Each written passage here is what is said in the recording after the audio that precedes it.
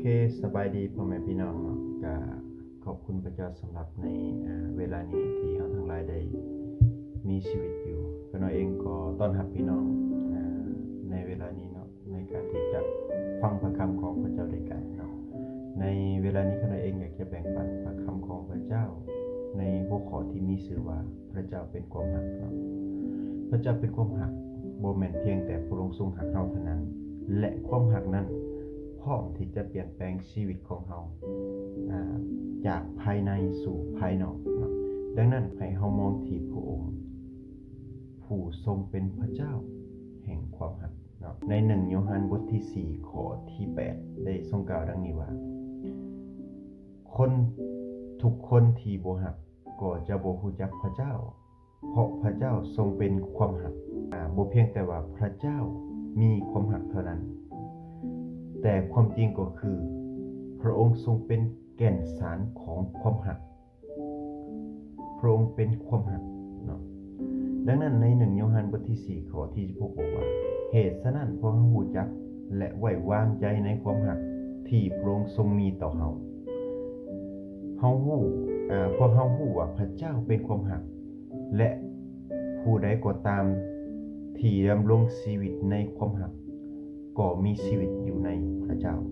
เนาะและพระเจ้าก็อยู่ในพวกเขาในพระคำของพระเจ้าในที่นี้ได้เว้าถึงว่าผู้ใดก็ตามที่ดำรงชีวิตในความรักที่มีอยู่ในพระเจ้านั่นก็หมายความว่าคนคนนั้นพระเจ้า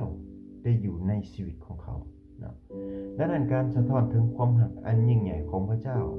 บ่แม่นเพียงแต่ส่งพระบุตรของพระองค์ลงมาตายเท่านั้นใน1โยฮันบทที่4ข้อที่9ถึงข้อที่10บอกว่าเพราะว่าพระเจ้าได้สำแดงความรักโดยการส่งพระบุตรของพระองค์มาเพื่อชดใช้บาปของมนุษย์ดังนั้นความบาปของมนุษย์จะได้รับการชำระก็ต่อเมื่อว่าเฮาเองได้ตอบสนองต่อความรักของพระเจ้าที่พระเจ้าได้ส่งพระบุตรของพระองค์มานั่นก็คือการเชื่อและไว้วางใจในพระบุตรของพระเจ้านอกจากนี้ความรักของพระเจ้ามีฤทธิ์เดชสามารถที่จะเปลี่ยนแปลงชีวิตของเราเมื่อเราพูดถึงความรักนี้บ่แม่นเพียงแต่ความรู้เท่านั้นแต่เป็นพลังที่จะเปลี่ยนแปลงเราเริ่มต้นในการที่จะอดทนเริ่มต้นในการให้อภัยเริ่มต้นในการที่จะเห็นอกเห็นใจเพราะเราเองได้รับความรักของพระองค์เนาะต่อไปนี้แม่นคำแนะนำบางอย่างเกี่ยวกับวิธีที่จะมีประสบการณ์ในการแสดงถึงความรักของพระเจ้าออกมาให้เห็นเนาะดังนั้นเราแสดงความรักของพระเจ้าได้แนวใดประการที่1เริ่มต้นในการมีความสัมพันธ์ส่วนตัวกับพระเจ้าเนาะเริ่มต้นจากไสแน่นอนผ่านทางการอธิษฐานผ่านทางการอ่านพระกิตติธรรมคัมภีร์ผ่านทางการนมัสการพระเจ้าอันนี้เป็นวิธีหนึ่งในการแสดงถึงความรักของพระเจ้าผ่านทางความสัมพันธ์ของเราที่มีต่อพระเจ้าเหมือนอย่างในโรมบทที่5ข้อที่5ได้กล่าวไว้เนาะอย่างที่2ความรักการแสดงความรักของพระเจ้าอย่างที่2นั่นก็คือรักคนอื่นเหมือนดังที่พระเจ้าทรงรักเราเนาะดังนั้นในวิธีที่บรรยายไว้เกี่ยวกับการรักคนอื่นนี้ใน1โครินธ์บทที่13ข้อที่4ถึงข้อที่7เนาะได้บอกถึงว่าให้เฮามีความอดทนมีความเมตตาและพร้อมที่จะให้อภัยเนาะดังนั้นอันนี้ก็เป็นอีกวิธีหนึ่งในการที่เฮาจะแสดงความรักของพระเจ้าออกมาให้เห็นเนาะ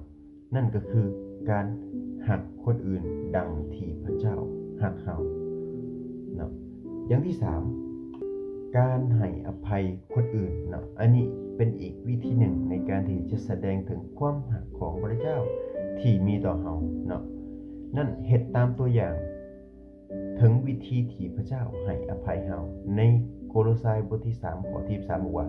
พระเจ้าทรงเป็นความรักแท้ ความหักของพระองค์บ่มีเงื่อนไขและความหักของพระองค์นั้นพังลึกอยู่ในพระองค์เองเนาะหวังว่าความหักนี้จะดลใจเฮาให้ดำรงชีวิตด้วยความหักโดยการสะท้อนถึงความหักของพระเจ้าที่มีต่อเฮาออกมาให้โลกได้เห็นเนาะดังนั้นแล้วพี่น้องขอพระเจ้าที่จะอวยพรขอให้ชีวิตของเฮานั้นได้สำแดงถึงความหักของพระเจ้าในทุกๆวันออกมาให้คนอื่นได้เห็นว่าพระองค์นั้นทรงหักเฮาขนาดใดขอพระเจ้าอวยพร